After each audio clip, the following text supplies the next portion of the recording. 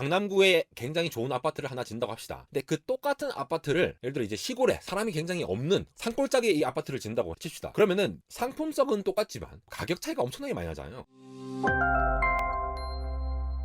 네, 안녕하십니까. 안달공학 에러입니다. 카카오톡이 불통되는 사태가 벌어졌습니다. 정확하게 말해서는 카카오톡을 비롯해서 다양한 카카오 서비스와 동시에 네이버 서비스도 그렇고 SKCNC 데이터 센터에 속해 있는 이 IDC에 속해 있는 다양한 서비스들, 그 서비스들이 중지가 되는 사태가 벌어졌죠. 요거에 대해서 좀 가볍게 기술적으로 확인해보는 시간 가져보도록 하겠습니다. 우선 위치하고 있는 곳 판교 캠퍼스로 가봐야겠습니다. 판교 캠퍼스에 화재가 발생해서 요게 지금 일어난 일인데요. 바로 이곳이죠. 정리를 할 부분은 이 카카오 서비스를 하는데 IDC 부분, 데이터 센터 부분은 SKCNC 캠퍼스입니다. 지도로 보시면 여기 이제 경부고속도로 판교 정선 바로 옆쪽에 SKCNC 판교 캠퍼스 A동, B동 이렇게 있는데 A동 쪽에 있는 그 건물이거든요. 뉴스 기사에 따르면은 정확하게 판교 캠퍼스 A동 지하 3층에 전기실에서 화재가 발생했다고 했습니다. 이 전기실 이쪽에 배터리에서 화재가 발생했고 이 겉에 진화를 했는데도 이 배터리 안쪽에서도 계속 이렇게 연기가 피어올라서 진화에 애를 먹었다라는 얘기가 있습니다. SKCNC의 이 IDC 인터넷 데이터 센터라고 하는 요 IDC에 이 서비스들이 다 이렇게 들어와 있거든요. 네이버, 카카오, SK도 그렇고 모든 데이터 센터를 네이버가 모두 구축하고 카카오 구축하고 이렇게 할 수 없기 때문에 한 부분도 있고 그 중심되는 서비스를 공급을 하기 위해서 이러한 데이터 센터 서버들을 한 곳에 다 이렇게 몰아놓는 형태가 되겠습니다. 그러니까 이렇게 되면은 아무래도 이러한 물리적인 어떤 타격이 있을 때에 이거를 분산시킬 수 없는 이러한 단점이 있겠죠. 조금 이해가 안 되는 부분들이 있겠죠. IDC, 이 인터넷 데이터 센터 같은 경우는 처음 설계 때부터 전력이 계속 공급받을 수 있도록 혹여나 뭐 정전이 일어나더라도 공급을 받을 수 있도록 설계가 되거든요. 심지어 뭔가 이게 정전이 딱 차단이 된다 하더라도 발전소에서 전기가 바로바로 이렇게 전달이 될 수 있도록 이렇게 설계까지 고려를 하고 있는데 여기서 전기실에서 화재가 났다고 해서 어떻게 바로 이렇게 중단될 수 있느냐. 사람들이 이제 분통이 터지거나 심지어 요즘은 카카오 서비스나 이런 것들을 이용해서 사업을 하시는 분들 실제로 일을 하시는 분들이 있기 때문에 갑작스런 이거에 굉장히 당황을 했다라고 보시면 되겠습니다. 그래서 기사를 보면은 이게 서버 데이터 쪽 데이터를 보관하는 서버실까지는 확장이 되지 않았다라고 얘기를 하는 거 보니 데이터들은 온전히 보관이 되고 있고 그리고 또 실질적으로 이러한 데이터들은 항상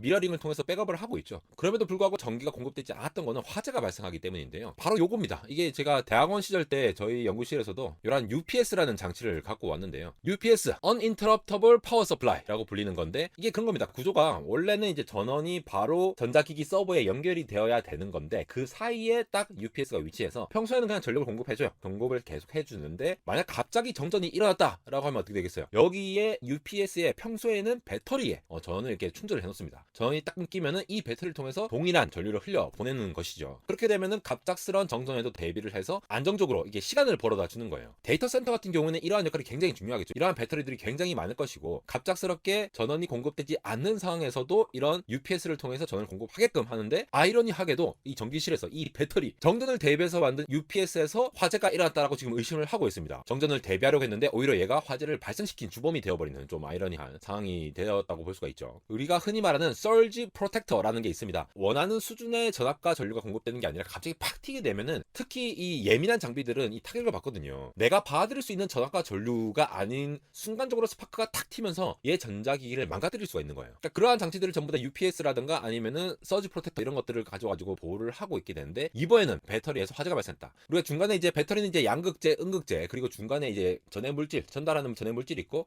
가운데 이게 막을 수 있는 분리막이 있잖아요. 이 분리막이 없는 경우, 분리막이 없게 되면은 말 그대로 쇼트가 됩니다. 갑자기 그냥 플러스 마이너스가 갑자기 전류가 팍 통해지는 거예요. 이게 순간적으로 물리적으로 망가진다라고 한다면은 이 화재의 위험성이 있을 수 있고 이러한 일들은 주로 이렇게 2차 전지에서 좀 위험성이 있다라고 늘 화재가 발생하기도 했죠. 실제로 이제 ESS라고 아시죠? 우리가 재생에너지, 신재생 에너지 쪽으로 전기 에너지를 막 이렇게 발생을 하다 보니까 이 에너지를 중간 공급 단계에서로 보관을 할 때가 필요한데 이렇게 ESS 전기 저장 장치를 이제 크게 그냥 거대하게 ESS를 마련해 놨는데 한국에서는 이게 지금 계속 화재 문제가 발생을 해가지고 ESS 쪽 사업을 하시려는 분들도 그냥 이게 포기를 하고 있어요. 그리고 배터리 회사들도 우리 잘못 아니다 뭐 이렇게 얘기하고 있고 정확한 원인이 밝혀지지 않다 보니까 안정적으로 이 전기 배터리를 유지를 할 수 있는 이러한 환경이 지금 구축이 안 되고 있는 상황이죠. 그렇다 보니까 지금 뭐 넷제로니 탄소 중립이니 이렇게 하면서 재생에너지 쪽으로 이렇게 막 나가야 되는데 유럽 쪽이나 미국, 중국에 비해서도 우리나라는 상당히 더뎌 있는 상황이 되겠습니다. 최근에는 이제 카카오가 제주도에도 추가로 데이터 센터를 짓고 뭐 안산에도 짓고 계속 이렇게 짓는다고 얘기를 하고 있는데 IDC 다른 이렇게 인터넷 데이터 센터 다른 데를 이렇게 빌려서 쓰는 경우 이거 하나에 화제가 났다고 다른데 모든 게 안 된다라는 게 좀 이해가 안 되신다는 분들이 있어요. 그러니까 이미 이중화해서 데이터 백업, 여러분들의 소중한 자료들은 다 저장이 되고 있습니다. 백업이 되고 있습니다. 있는데 데이터 센터 자체의 화제가 난 경우, 그러니까 전기실에 의해서 공급이 전원이 안 되는 경우에 대한 대비는 안 해놨다라는 게 밝혀진 것이죠. 예전에 2018년 11월에 KT 아현지사에서도 화재가 발생해가지고 이 마포구 일대가 다 이제 마비가 됐던 적이 있지 않습니까? 이때도 이제 서버를 이중화 해놓지 않았다라는 비판을 받았었는데, 이중화를 하긴 하죠. 이중화를 다 합니다. 백업을 하면서 다 하는데 서비스 차원에서 그래도 이 전체가 굴러가게끔 하는 쪽에서 이중화가 좀 부실하지 않았나 이런 생각이 들고요. 물론 모든 경우를 커버를 할 수가 없겠죠. 이거는 데이터 센터에 가만히 있는데 전기실에서 화재가 발생하니까 이 전원을 나중에 화재가 진압되는 이후에도 공급을 할 수가 없는 거예요. 그럼 이걸 대체할 수 있도록 이제 이네이블 할 수 있는 뭔가를 구축해 놔야 되는데, 이러한 사건들이 발생함으로써 이런 것들이 점점 더 보완할 수 있게끔 이용이 돼야겠죠. 특히 백업이 됐다고 하면은 데이터만 백업되면 뭐합니까? 지금 당장 서비스가 이네이블 될 수 있어야 되는데 이게 빠르게 전환이 될 수 있는 그 정도까지는 아직 되어 있지 않다라고 느껴지고요.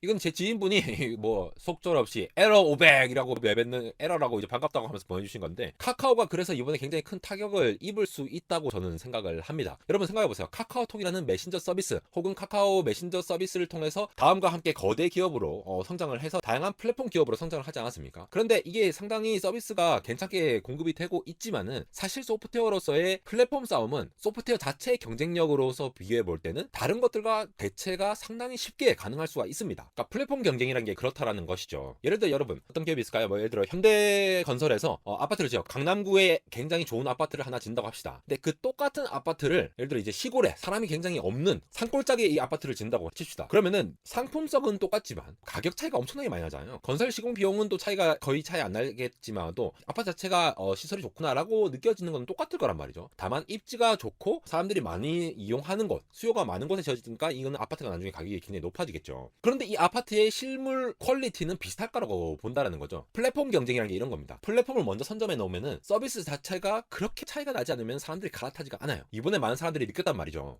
카카오 서버 이거 제대로 안 돼 있네. 이거 만약에 갑자기 먹통이 되면은 내가 사업하고 있던 거 안 될 수가 있겠구나 라고 느끼면서 대체제를 이용을 하겠죠. 예를 들어 네이버 라인이라던가, 아니면 제가 이거 트위터에서 지금 이제 공유가 막 되고 있어가지고 한번 봤는데, 사실 텔레그램 같은 경우에는 카카오톡보다 훨씬 더 굉장히 좋은 부분들이 많아요. 물론 광고 없음이라고 돼 있지만 이제 가끔씩 이제 광고를 메시지로 띄워주는 텔레그램이긴 하죠. 근데 이러한 것들이 플랫폼 싸움이라는 게 서비스 자체로는, 앱 자체로는 훨씬 더 나은 게 있음에도 불구하고 사람들이 이용을 하지 않는다. 그런데 이걸 계기로 이용을 할 수도 있지 않겠느냐, 이런 걱정이 들기 시작한 거죠. 사실 인명피해가 없어서 그나마 다행이라고 하지만 카카오 입장에서는 좀 억울할 수도 있을 것 같아요. 우리가 아니라 SKCNC 그쪽에서 관리를 하다가 이걸 이렇게 했어요 라고 변명을 할 수도 있겠지만, 그걸 포함해서 어떤 백업 플랜을 만들어 놨어야 되는 게 아닌가, 그런 생각이 들고요. 지금 이제 망 사용료 관련해서 뭐 여러 가지 말들이 있잖아요. SK 측에서도 네이버 카카오 우리 쪽에서 이렇게 데이터 센터 이용해 뭐 그렇게 말을 했다라는 루머도 있어요. 근데 이거는 제가 확인되지 않는 사실이라서 그렇다라고 말씀드릴 수는 없을 것 같고, 이렇게 한쪽으로 물리적으로 몰아넣었을 때에 어떠한 이슈들이 있는 경우는